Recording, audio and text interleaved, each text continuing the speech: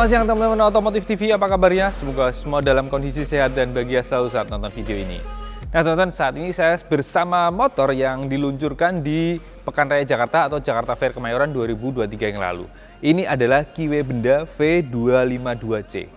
Dan ini motor ternyata banyak banget yang penasaran teman-teman. Ya, di komen di YouTube banyak banget yang nanyain kapan tesnya, di Instagram pun begitu. Nah akhirnya setelah menunggu beberapa bulan, Otomotif TV mendapatkan unit tesnya. Dan ini dia motornya. Nah, kayak gimana sih performa mesinnya, handlingnya, fitur-fiturnya. Nah, untuk lebih jelasnya, tonton terus, jangan kemana-mana. Saya sudah punya 10 poin-poin penting dari Kiwe Benda V252C ini. Oke, tonton terus sampai akhir.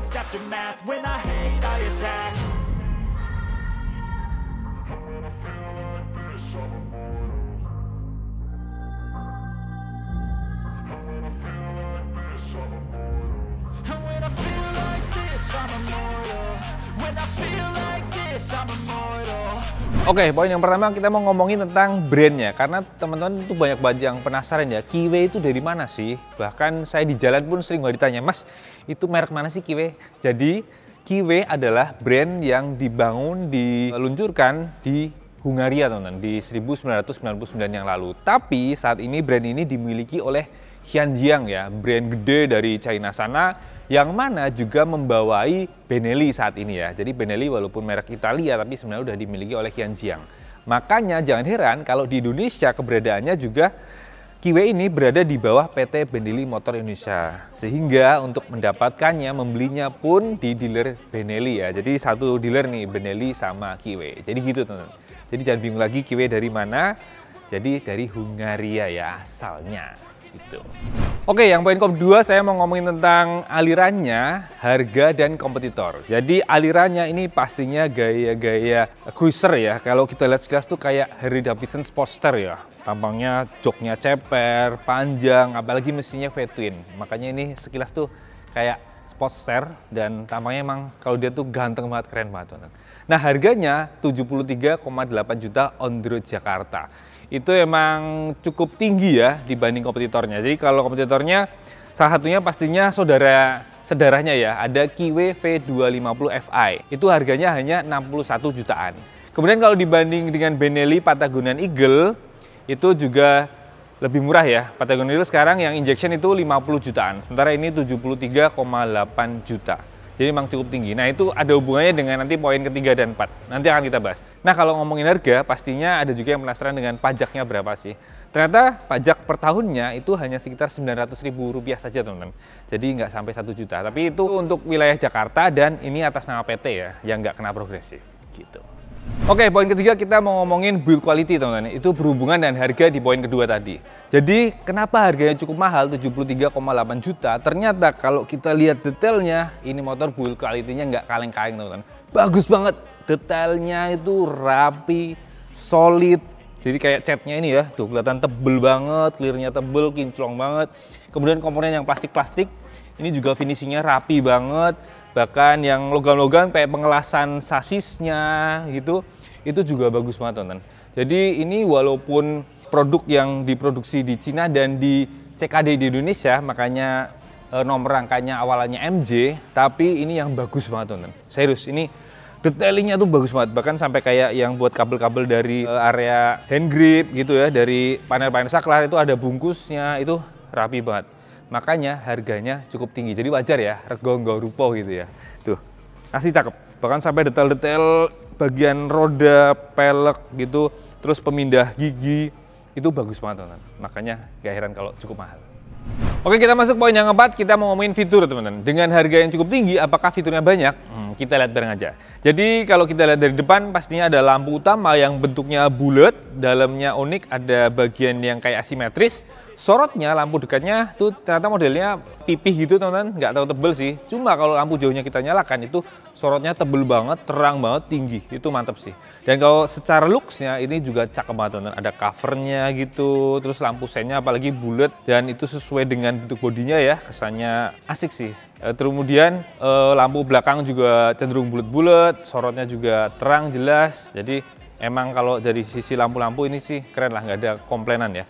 Kemudian fitur andalan berikutnya adalah speedometernya, teman-teman. Dia bentuknya bulat, teman-teman, dan sudah digital TFT, dan infonya cukup banyak, teman-teman. Dia ada speedometer di tengah, ada jam, terus tulisan benda, tachometer yang membulat dengan redline mulai 8.000 dan angkanya sampai 11.000. Kemudian ada gear position, kemudian ada odometer dan trimeter, yang mana untuk gantinya ini touchscreen, teman-teman. Tuh, odo, trip. Kemudian ada fuel meter pastinya, kemudian ada beberapa info ya, ada check engine, ada ABS, ada traction control, dan ini kalau di kondisi yang agak gelap gini emang enak banget, teman-teman, dilihat. Cuma kalau kita di bawah terik matahari ternyata agak belang-belang gitu, nggak terlalu jelas. Apalagi yang kecil-kecil ini kayak netral ini, kalau lagi di bawah terik matahari itu nggak kelihatan nih. Termasuk juga kalau lagi lampu sen gini, ini juga nggak terlalu jelas kelihatan, teman-teman. Itu sih. Cuma kalau bentuknya ya, selain bulat unik itu sesuai dengan bentuk bodi, cuma penempatannya ya yang nggak biasa ya, karena dia terpasang di ini, di klem segitiga yang buat stang ya. Jadi di tengah-tengah gitu. Biasanya kan kalau motornya di depan sini. Ini memang dilihat unik, cuma kalau kita lagi di jalan kita lihatnya agak-agak susah ya. Jadi kita harus melirik ke bawah itu baru bisa lihat angkanya. Jadi nggak bisa yang langsung lihat ke depan sambil lirik sedikit, itu nggak bisa. Gitu, teman-teman. Oke, masih membahas fitur, teman-teman. Di area stang kita bisa temukan adalah beberapa tombol ya. Ada engine cutoff dan starter di stang kanan. Di stang kiri ada tombol pengatur traction control, hazard, tombol lampu sen, dan klakson. Lalu di stang juga kita bisa temukan adalah spion, teman-teman, yang model bar N. Jadi standar aja kesannya udah keren ya, udah kayak motor modifikasi gitu. Lalu stangnya sendiri model pakai fat bar dan bisa di setel ya, agak sedikit naik atau turun. Dia ada garis-garis nomor-nomornya, jadi bisa buat patokan. Kemudian di depan kita lihat ada suspensi depan adalah upside down, teman-teman. Sementara yang belakang suspensinya ganda dan ada setelannya preload. Untuk peleknya dia model kayak jari-jari banyak gitu, jadi kesannya standar pun udah emang cakep banget. Untuk rem-remnya, depan cakram, belakang juga cakram. Fiturnya jadi cukup banyak ya untuk harga segitu, makanya cukup tinggi harganya. Oke, kita masuk poin kelima, teman-teman. Kita bahas fitur safety ya. Jadi untuk fitur safety, yang pertama, motor ini dibekali dengan sistem ABS, teman-teman. Jadi sistem ABS-nya mengawal rem depan cakram 300 mili yang dikawal dengan kaliper 4 piston radial ya. Brandnya pakai benda sendiri. Kemudian yang belakang dia pakai cakram 240 mili yang dikawal kaliper 2 piston kanan kiri, teman-teman. Jadi kalau secara performa pengereman itu udah cukupan banget, teman-teman. Nah, kalau ABS-nya sendiri kerjanya ternyata cukup lembut, teman-teman, kalem aja. Jadi ketika bekerja itu bukan yang ngagetin, yang nendang handle-nya kaget gitu ya, yang kuat banget. Kalau ini nggak, halus gitu, reret gitu. Jadi enak di tangan. Kemudian fitur kedua adalah ternyata ada traction control system, teman-teman. Jadi di Speedo ada lambang kayak T yang agak berduran, kayak kalau di Honda itu HSTC ya, lambangnya sama persis, Honda Stable Track Control ya. Kalau ini juga sama. Dan dia tombolnya ada di depan, teman-teman, di stang kiri yang biasa dipakai buat pas beam. Jadi kalau dalam kondisi defaultnya atau bawahnya pastinya selalu aktif ya. Yang mana ketika roda blank spin dia akan mengurangi performa ya. Jadi agak berebet gitu. Bukan yang bertenaga banget, agak berebetnya. Cuma bukan yang berebet banget dedet ya. Kalau ini bisa dibilang traction control yang settingannya low gitu, teman. Jadi masih bisa muter, masih bisa tetap spin-spin, tapi ada ketahan. Sementara kalau traction control dimatikan, yang dalam kondisi di setting kedip dan dia akan lampunya nyala, dia gampang banget spin, teman. Tuh, tenaganya jauh lebih kuat ya, keluarnya lebih maksimal. Kalau tadi kan agak ada merebetnya, gitu. Jadi buat di jalan yang licin, pastinya ini memberikan keamanan ya. Kemungkinan roda belakang spin terpelanting itu bisa diminimalkan. Oke, poin ke-6 kita sekarang mau ngomongin mesinnya, teman-teman. Jadi mesinnya adalah V-twin 250 cc SHC 8 katup injeksi berbendingin cairan, teman-teman. Ada radiatornya dengan transmisi manual 6 percepatan. Tenaganya nggak gede-gede amat ya, untuk 250 cc 2 silinder dia hanya sekitar 26 HP dengan torsi 25 Nm. Kemudian tersalur ke roda belakang, yang unik adalah pakai belt, teman-teman, kayak Harley Davidson beneran ya kan. Kemudian buat info tambahan, di luar negeri sebenarnya speknya adalah 300 cc, teman-teman. Makanya kalau di luar tuh kodenya 302 ya. Nah, kalau di Indonesia jadi 250 cc karena apa? Tentu saja biar nggak kena pajak barang mewah 60% ya. Ini dengan kapasitas hampir 250 cc, makanya nggak kena pajak barang mewah sehingga harganya bisa lebih kompetitif. Jadi bayangin ya, kalau lebih besar 50 cc tapi kena pajak 60%, pasti harganya bisa di atas 100 juta ya kan, sayang. Nah, makanya Benelli Motor Indonesia request khusus ya, kapasitasnya cukup 250 cc saja. Nah, kayak gimana sih karakter mesinnya? Jadi dengan tenaga yang nggak terlalu gede-gede amat, emang secara performa untuk 250 cc ini nggak kenceng-kenceng amat ya. Hanya cukupan aja lah ya. Buat jalan santai itu lebih pas ya, bukan untuk yang pencinta kecepatan. Karena kemarin top speed pun mentok hanya dapat 127 km/jam. Itu udah di trek yang lumayan panjang. Sebenarnya masih mau naik lagi tapi udah pelan banget gitu. Kemudian akselerasinya itu juga nggak kenceng-kenceng amat teman-teman. Contoh untuk 0 sampai 402 itu catatan waktunya adalah 18,08 detik teman-teman. Lalu untuk 0201 11,08 detik. Lalu untuk 0-100 km/jam 12,82 detik. Jadi emang nggak kenceng-kenceng amat dengan catatan waktu segitu. Tapi sisi positifnya adalah mesin ini ternyata cukup tergolong minim vibrasi teman-teman. Jadi di kaki, di stang itu nyaman ya. Vibrasi hanya muncul sedikit kerasa itu ketika putaran atas banget ya. Udah RPM tinggi banget itu agak ada vibrasi. Cuma kalau kita pakai harian ya hampir jarang merasakan RPM setinggi itu sih. Nggak sampai lah. Dan masih karakter mesinnya, ini mesinnya meskipun struknya lebih panjang daripada bornya, itu ternyata ngacirnya di putaran tengah ke atas teman. Di atas 4000 itu enak banget. 4000 sampai 7000 itu kayak ngacir enteng gitu. Jadi sensasinya enaknya di segitu mainnya. Lalu yang menarik lagi, asik lagi adalah perpindahan giginya tuh halus banget teman. Tuas persnelingnya tuh baik untuk naikin maupun turun gigi tuh empuk banget, enteng banget. Terus saking entengnya kita main naik turun gigi tanpa kopling pun gampang banget teman. Asal tahu triknya ya, agak main-main gas dikit itu gampang banget dilakukan. Dan satu lagi yang menyenangkan ketika dipakai harian adalah suhunya. Ini meski mesin fit twin dan silinder belakangnya dekat dengan kaki itu nggak terlalu panas teman. Jadi nyaman-nyaman aja meski dipakai saat kemacet-macetan. Dan itu walaupun saat kipas radiatornya nyala ya, artinya suhu mesinnya udah cukup tinggi, tapi di kaki tetap nggak terlalu mengganggu teman. Jadi aman-aman aja. Kemungkinan besar rasio kompresinya emang nggak terlalu tinggi ya. Cuma entah kenapa di websitenya Benelli maupun Kiwe maksudnya itu nggak dicantumin sih rasio kompresinya berapa gitu. Oke teman-teman, suara mesinnya kayak gimana sih? Oke, kita nyalain ya.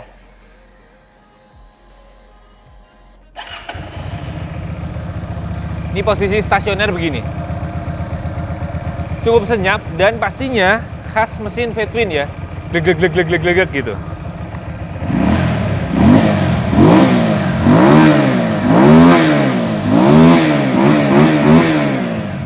Kalem banget ya, karena mesin standar rendah. Jadi kalau mau lebih enak, ganti knalpot aftermarket biar lebih glug gitu ya kan, biar makin berwibawa, biar makin mirip Harley Davidson ya kan. Gitu. Oke, sekarang kita masuk poin ke-7. Ini masih berhubungan dengan mesin, yaitu konsumsi bahan bakar. Dengan kapasitas mesin 250 cc, berapa sih jarak yang bisa ditempuh dengan 1 liter bahan bakar? Ternyata setelah saya tes ya, saya ngetesnya dengan berbagai macam kondisi jalan, baik siang maupun malam ya, baik di jalanan perkotaan di daerah Jakarta ini sampai ke agak luar kota dikit, sampai ke Bogor kelilingan gitu dengan jarak lebih dari 150 kilo. Ternyata rata-ratanya setelah dihitung dengan metode full to full dengan bahan bakar RON 92 dapat angka 30 km per liter. Jadi sebuah konsumsi bahan bakar yang tergolong moderat ya, sedengan biasa, irit banget enggak, tapi boros juga enggak. Jadi kayak 250 cc lainnya lah ya, kayak Matic 250 cc, kayak X-Max pun segitu, kemudian kayak Suzuki V-Strom pun sekitar 30-an, tapi dia lebih sedikit lebih irit, tapi nggak lebih boros dibanding spot-spot 250 cc yang 2 silinder ya, kayak CBR, Ninja, R25 itu nggak bisa sampai 30, dia lebih boros gitu. Jadi makanya ini termasuk cukupannya bagus ya gitu. Oke, poin ke-8 kita mau ngomongin tentang posisi berkendara teman-teman. Jadi sebagai sebuah motor berairian cruiser, maka wajar yang paling utama adalah joknya rendah banget teman-teman. Ini hanya 690 mili ya, nggak nyampe 70 cm. Itu makanya saya yang tingginya 173 cm, bobot 65 kg, pastinya napak banget. Bahkan teman-teman yang tingginya 160 cm pun dijamin nggak akan kesusahan naik motor ini gitu. Lalu ketika naik dan berkendara, posisi duduknya ini khas cruiser, terutama karena pijakan kakinya yang model ke depan, jadi yang santai banget. Tapi sebenarnya posisi keseluruhan ini sebuah cruiser yang sporty teman, karena stang fat bar-nya itu lebar banget dan lumayan jauh ya. Jadi ketika meraih itu stangnya berasa jauh, terus tangannya lempeng banget lurus. Bahkan kalau kita lagi belok-belok, badannya harus ikut main gini ya. gitu. Jadi efeknya adalah buat berkendara santai jarak dekat, mungkin kayak San Mori gitu nggak terlalu masalah teman-teman. Tapi kalau udah jalan jauh di atas 1 jam, kayak kemarin saya kelilingan ke arah Bogor sana selama kurang lebih 3 jam, itu pegel teman-teman. Yang paling pegel utama tuh daerah perut sini. Kenapa? Karena ketekuk posisinya begini ya. Jadi sininya tuh kayak kejepit gitu, jadi makanya pegel. Kemudian untuk karakter suspensi, ternyata empuk teman-teman. Cuma catatannya adalah baik depan maupun belakang, itu jarak mainnya pendek teman-teman. Jadi nih sebelum didudukin segitu, didudukin sedikit lebih amblas, jadi tinggal sedikit. Makanya kalau kita ketemu jalanan yang nggak ratanya sedikit masih nyaman, oke. Tapi ketika ada polusi tidur tinggi atau lubang cukup dalam itu cenderung gampang jeduk teman-teman. Nih, baik yang depan maupun yang belakang. Tuh. Dan ya, kalau belakang catatan tambahnya adalah selain jarak mainnya pendek, dia reboundnya cepet banget teman-teman. Nih, lihat ya. Sehingga ketika kita ketemu gundakun tinggi, kayak misal polusi tidur tinggi, selain agak jeduk mentok ya, itu pas naiknya juga kayak kita kayak dilempar ya, kelempar dus gitu. Karena terlalu cepat reboundnya. Jadi ini solusi paling mudah. Pertama, paling preloadnya sedikit dikencengin ya, dikuatin biar lebih kaku sehingga nggak gampang mentok ya. Jadi agak mendingan gitu lah. Walaupun kalau secara rebound pasti jadi akan makin cepat ya, karena makin pernya makin tertekan gitu. Gitu sih. Jadi gitu teman-teman. Jadi kalau buat San Mori jarak dekat sih mungkin masih nyaman ya. Tapi kalau buat jalan lama jauh, aduh sininya nih lumayan pegel gitu rasanya. Oh ya, kalau joknya ini lebar dan busanya empuk ya. Bahkan saking empuknya tuh rasa-rasanya hampir mentok ya di dasar joknya gitu rasanya. Saking empuknya busanya. Oke, poin ke-9 kita mau ngomongin tentang handlingnya teman-teman. Jadi masih sedikit berhubungan dengan riding position tadi. Jadi ini motor bobotnya ternyata cukup berat ya, 182 kg dengan wheelbase hampir 1,5 meter, tepatnya 1420 mm. Tapi ternyata surprise-nya adalah meski di atas kertas bobotnya cukup berat, tapi handlingnya ketika dipakai di jalan itu rasanya enteng banget teman-teman, lincah banget, nurut banget. Jadi buat kelak-kelok gitu bener-bener lincah banget. Nggak ada rasa ngelawan-ngelawannya ya, buat belok di kecepatan tinggi juga enak banget. Cuma yang jadi PR adalah sudut belok stangnya itu sedikit banget teman-teman. Nih, cuma segini. Jadi radius putarnya jadi gede banget. Yo, jadi kalau muter balik itu butuh ruang yang gede ya. Kayak kontainer muter. Terus satu lagi adalah stangnya itu lebar. Jadi ini buat slip di kemacetan itu cukup susah teman-teman. Jadi poin pentingnya di situ. Dan catatan lainnya adalah ini motor ground clearance-nya itu rendah banget teman-teman. Sekitar 130 mili saja. Dan satu lagi yang bikin handicap adalah sini teman. Jadi ada master rem di bawah sini dan dikasih cover tambahan. Ini makin membuat posisinya lebih rendah. Jadi ketika kita belok kanan, ketika ada jalan yang enggak terlalu rata, ini sering banget gasruk di sini nih. Nih udah penyok berapa kali ya kelihatan ya. Cuma untungnya ini dikasih besinya yang lumayan tebel sehingga nggak sampai rusak lah, cuma baret-baret aja. Gitu. Selain catatannya tadi tentang suspensi yang terlalu empuk ya, nyaman sih, cuma kadang-kadang bikin agak ini ya, ngayun-ngayun. Terutama kalau kita lagi miring-miring, belok-belok kecepatan tinggi di kondisi jalan yang agak bumpy, itu pantatnya kayak agak melayang-layang gitu. Jadi emang ini mestinya settingan suspensi belakangnya ini reboundnya sedikit diperlambat ya. Mungkin olinya dikasih yang lebih kental atau piston-piston di dalamnya tuh lebih banyak ya. Jadi biar redamannya lebih stabil gitu teman-teman. Oke, poin terakhir, poin ke-10, kita mau ngomongin posisi kalau buat berboncengan. Ya, Bu, bonceng, Bu. Bonceng nggak enak nih. Jadi, teman-teman, jok yang buat pengendara emang lebar banget, nyaman banget. Nah, cuma yang buat pembonceng itu seuprit kecil banget ya. Gimana? Segitiga lagi bentuknya. Segitiga, terus dia melorot ke belakang itu loh, aneh gitu kan. Iya. Kayak mau ke belakang, makin kecil, makin sempit. Jadi kalau buat yang ngasih pacaran itu cocok banget, karena harus pegangan erat ke depan ya kan. Cuma kalau kayak gini masih cocok, males banget. Ih, turun. Nih tonton tuh, cuma segini. Ini saya kemarin boncengin istri aja dikomplain, kecil banget joknya. Gitu. Jadi kayaknya ini motor emang lebih cocok buat sendirian ya, buat yang masih jomblo atau yang pasangannya males diajak touring itu lebih aman nih. Karena yang diboncengin cewek-cewek pasti akan komplain, protes sih. Jadi kalau bahas lingkungan dijamin komplain. Gitu. You will never see me crack, and if you get in my way, you gonna feel the wrath. Gotta say it to my face while he's looking looking back, mirror breaks after math when I Oke, itu ya teman-teman, review kali ini tentang Kiwe Benda V252C. Yang mana tadi saya belum ngomong ya, V252C itu ini adalah sebuah kode bahwa V-nya mesin V-twin 252 250cc 2 silinder, C-nya adalah cruiser aliran motornya. Jadi bisa dibilang ini sebuah motor yang ganteng banget, mirip Harley Davidson Sportster, tapi paket hemat. Hanya 250cc dengan harga 73,8 juta ya, angka yang lumayan hemat ya buat yang pengen ala-ala Harley, tapi dananya belum nyampe. Terus kalau tadi performanya mesinnya cukupan ya, nyaman juga, vibrasi minim, meski larinya kencang-kencang amat. Terus bahan bakarnya konsumsinya cukup irit, fitur-fiturnya cukup oke, lampu-lampunya speednya keren. Terus posisi duduk ya ada begel-begelnya emang, tapi kalau buat jarak dekat sih nyaman lah gitu. Oke, kurang lebih itu teman-teman review kali ini. Terima kasih buat yang sudah menonton dari awal sampai akhir. Jangan lupa like, subscribe, komen, share, nyalakan juga tombol loncengnya. Dan jangan lupa follow juga kami Otomotif_TV. Kalau IG saya _otomotif. Oke, sampai jumpa di video berikutnya. Jangan lupa pakai helm kalau naik motor ya. Sampai jumpa.